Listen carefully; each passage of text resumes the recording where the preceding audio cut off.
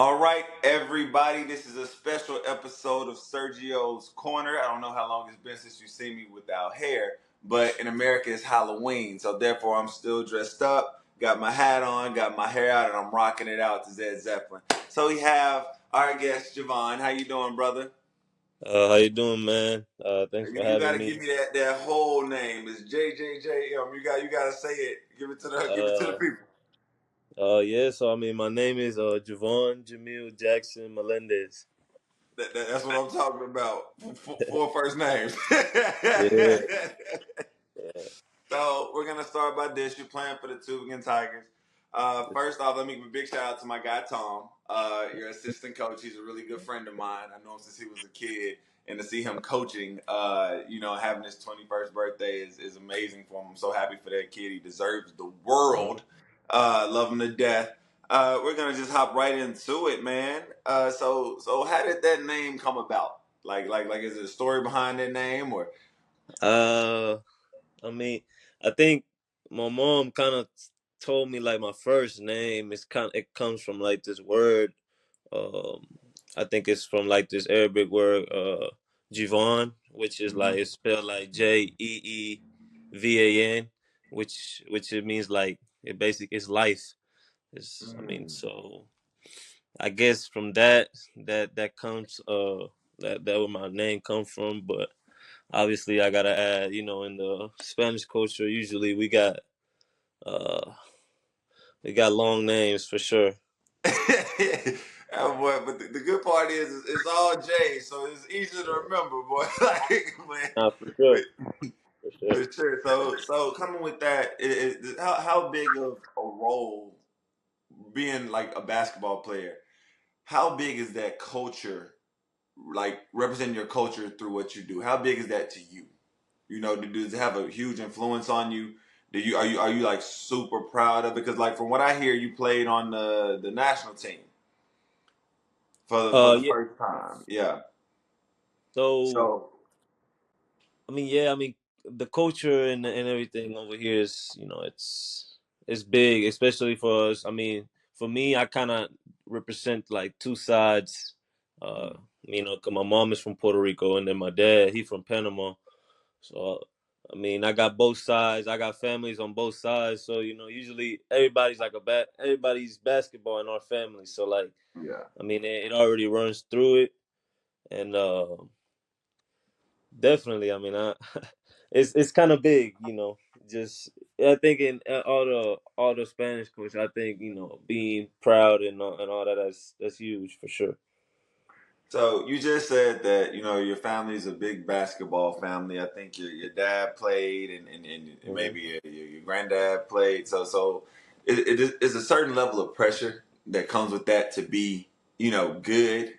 Because I know for me, like I'm such a competitor. Like if I got a sibling that does something or someone that did it before, I want to be the best of the Keruschs. So like I'm sure that pretty much runs in your blood. So tell me how it is competing with like your dad and them. Do y'all talk about it and joke about it all the time? Or We definitely have some competition in there, but they pretty much know who's the big dog for sure. Uh, Who the big they dog? definitely know uh that it's not easy out here for sure. Okay, No, okay. but me and my dad always talk about it. He always says like he always tells me that at this age, uh, he used to play. He said I already like since I was like 18, I was already kind of like better than him. So like honestly, the only thing I still had competition with my brother. My brother a good shooter, so I'm right there with him. That's kind of where I get it from. So like I can say that that's the competition right now. And obviously, mom is mom. She thinks she's nice too. So yeah. Do you spare mom in the one-on-ones, or does mom get all the smoke too? Nah, like I don't even be playing ones with mom. I just be doing like shooting competitions, cause I get too serious when it get to the one on ones. So I just I You just lock I just be in. shooting with her. I just shoot with her, and I beat her every time. But in her head, she's still the best. So She the OG. yeah. So how did your mom and dad meet? I heard it's an interesting story, man. So they met from what they told me. They met from my grandpa. My grandpa, he's like a big coach. He used to coach back in the day, and so after my dad got left from college and stuff, he had my dad was basically like got called to go play in Puerto Rico. This little, Mm-hmm. I guess they had this like little tournament in the island that was pretty good, like which was pretty big for like scouts and stuff. Mm-hmm. And the coach was basically my grandpa, which is my mom's dad. Uh, Okay. so I guess he was the coach, and I guess that's how they met, just by him being there, and then my mom going to the games, stuff like that. Uh, I mean that's how they met, and then next thing you know, my brother, my mom was pregnant with my brother at 18, and then got me at 22. So Okay. So your brother got a little bit of age on you, so he's the original, huh? yeah, yeah. But I wonder if your granddad ever made your dad do extra suicides since he was talking to his daughter. See, I wonder how that happened too. Usually, when it comes to coaches and with their daughters, I thought that was gonna be a no go. So For sure, for sure. yeah, Taboo, huh?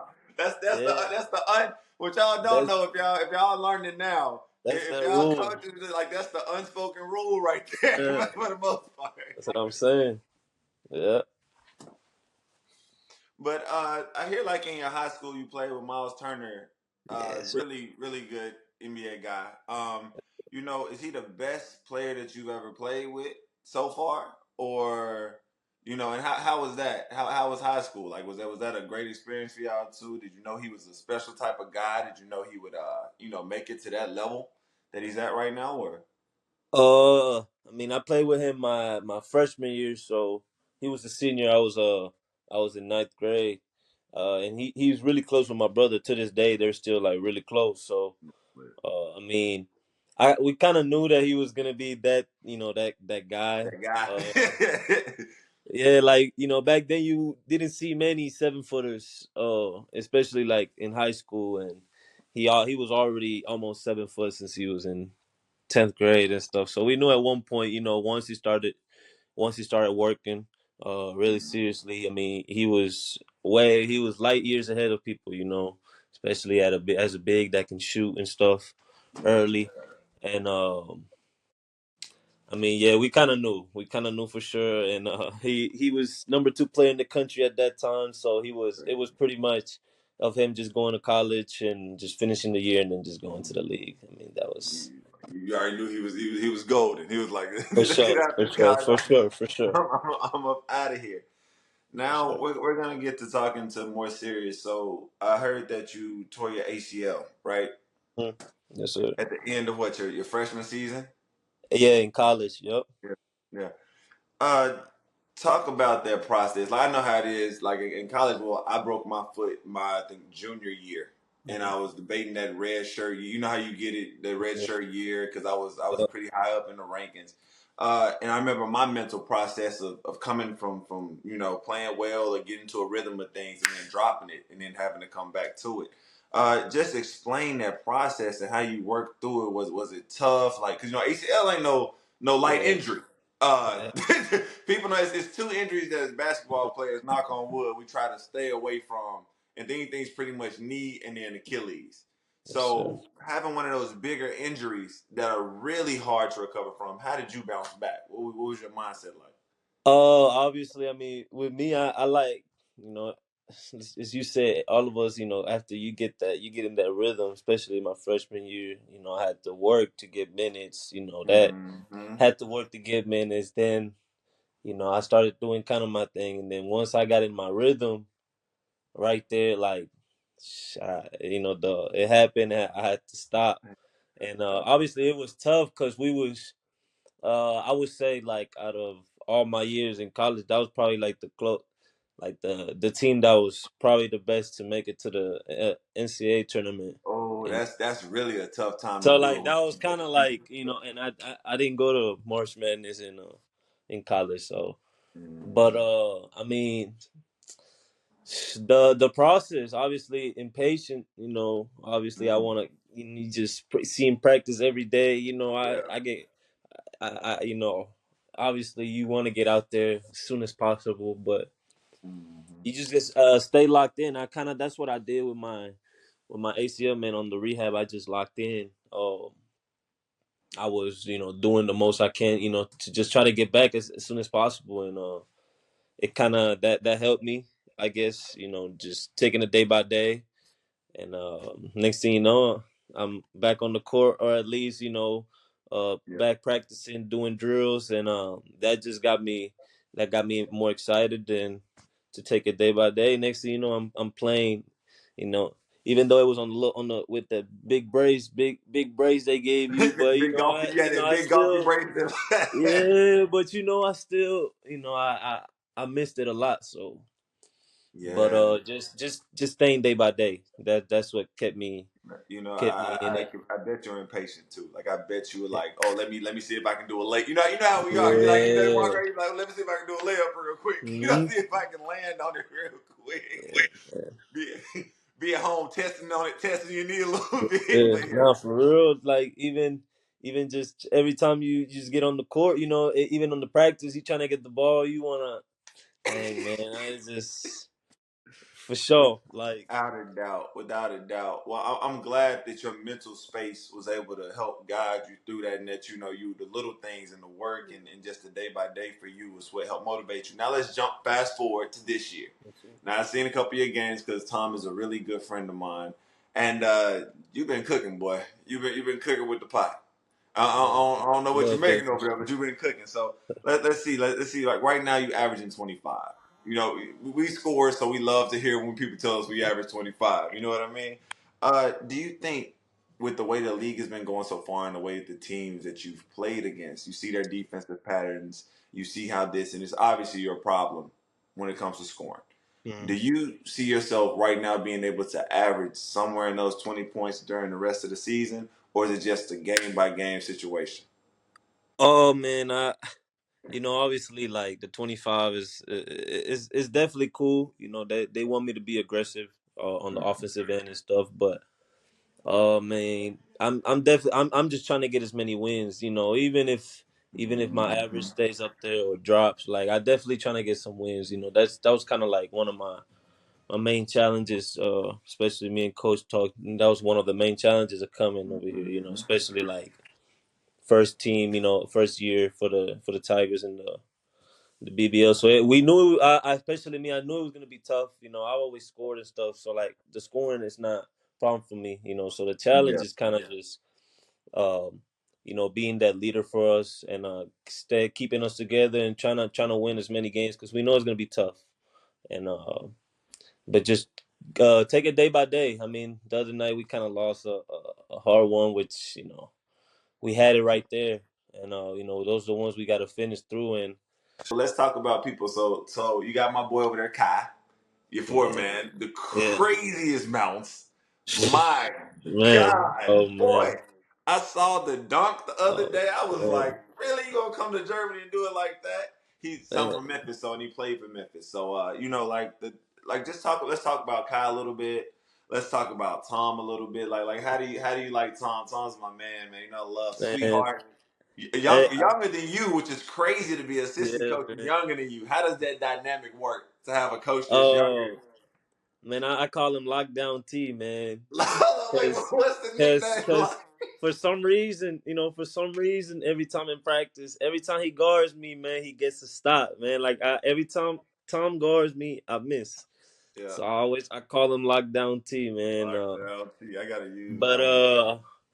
man, he's our Thomas our Thomas kind of like our guy, man. I mean, he's the one kind of that does the scout. He always Yeah, nah, um he's good. he's definitely like everybody. He gets along with everybody. Really nice guy. Man, great Um, kid, great personality, man. man. And And then KO, man, I got videos of him on my phone of him touching the top of the backboard, man. Oh my God, Like, boy! You saw him at Venice Beach it's when he went up there and put the sticker on the. Oh yeah, my man. God, boy, K. And it's funny how everything came about. Like, when coach was trying to get KO, he kind of told me about him. And I had a friend that was really close with him. Like, one of my friends back in Puerto Rico was really close with him. I was Mm-hmm. like, oh dang, hey, hit him up. And then one of my guys from back in high school, like a lot Yeah, of my friends in high school were like really close with him too. And I that's was like, oh incredible. man, like he was from Dallas too, so we kind of both Dallas kids. Okay, okay, okay. That kind of came about, and I mean we've been clicking kind of since since we first came about, and obviously we trying to get him as better as possible. You know, he's all he Yeah. needs is experience, man. He's so young and raw, Oh like yeah, he so got so talented. much he got so much potential. So Yeah, we're trying to push him every day, to be just even like coach always said, just to be 1% better. And I mean, I can see him in even after this year, by the way he's working, he's definitely gonna be a problem, man. Like for sure. man, huge upside. You know, I was watching you guys play, and it's like sometimes you have your moments where you guys Hmm. don't gel. You know, and then you have your moments where it looks like you know where he's gonna be. Hmm. You know where you're gonna be. Like so. So you know, I just think I think the biggest thing in this league right now is that chemistry and how soon y'all can get it. You know what I mean? Because I've seen your roster compared to other rosters, and you're definitely, you know, not in the bottom half. Put it like that. So you know, I just want you guys to keep going out there and playing and making it exciting, man. Yeah. That's just my big goal for you. So this is the last thing I'm gonna do because I always do this one segment where you know how we grow up. You know how basketball is a main point in our lives. Hmm. And sometimes we have to push through things that happen. So I have this segment called Wow, which is words of wisdom. So for those that are coming up that want to do basketball, for just those in life who are having a struggle or anything motivational you can give to the people, even though it Yeah. shows the name. Yeah, I was like, okay, my boy that left me. Um, but just give me a couple words or a phrase or something that meant something to you to help get you through, or something you want to tell to the next generation coming up. I mean, like, I think y'all have always heard the saying of I think that the storms don't last forever. Mm, You know, even if things are going right, you know, it's it's always a everyday thing. I think my dad always tells me that, you know, just every day, just be grateful about everything. mm, Be blessed, and just man, do what you like doing, man. I mean, honestly, like nobody don't you know. I'm kind of like I'm to myself kind of guy. So I mean, that's what I would say. I mean, I would say just always work for whatever you want to do. Obviously, you got to put the work in. yeah, Uh, and if something's going wrong, always think, man, it's not gonna last forever. Uh, mm, keep doing your things, and I think everything will pan out soon, for sure. yeah. So my words of wisdom is be the change that you want to see in the world. Lead by example. And like you said, I've went through quite a few storms. It can't always rain. You know what I Yeah. mean? You gotta weather the storm. And trust me, you know, it's something positive on the other side of that. So appreciate you taking time out of your day to talk to me. Make sure you tell Tom a happy birthday and tell Kay Serge said what's up. And I wish you guys the best of luck with the rest of the season, man. I'm gonna be watching, all right? Yes, sir. Thank you, Serge. For real. All right. Thank you for having me, man. No Everybody, problem, man. y'all be blessed, for All sure. right, keep killing.